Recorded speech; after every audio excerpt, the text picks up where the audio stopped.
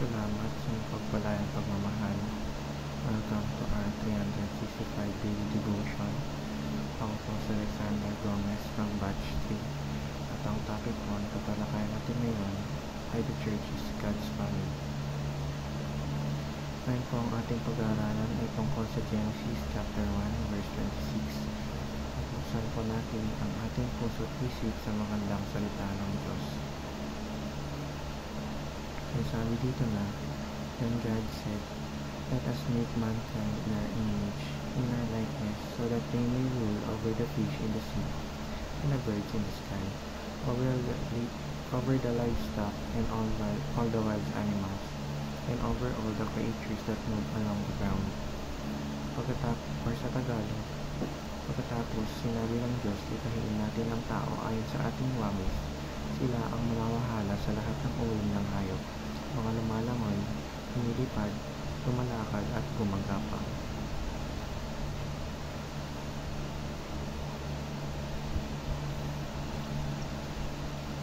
Nasabi sa verse na nilalang daw ng Diyos ang tao ayon sa kanyang larawan upang sila ang mamuno sa iba pang nilikha ng Panginoon gaya ng isda, mga hayop at iba pa. Teaching number 1. The church was in the very heart of God before the foundation of the world. Pagpamalikha ng Diyos ang tao, alam niya na magtatayo siya ng church kung saan siya ang itataas at papapurihan.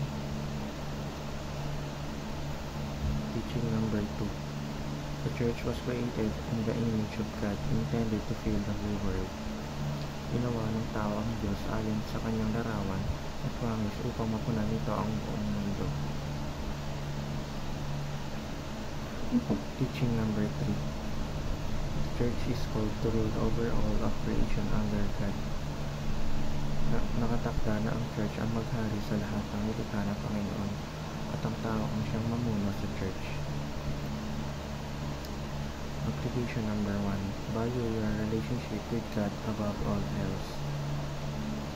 Unahin natin ang relasyon natin sa Panginoon kaysa sa kung ano pa man.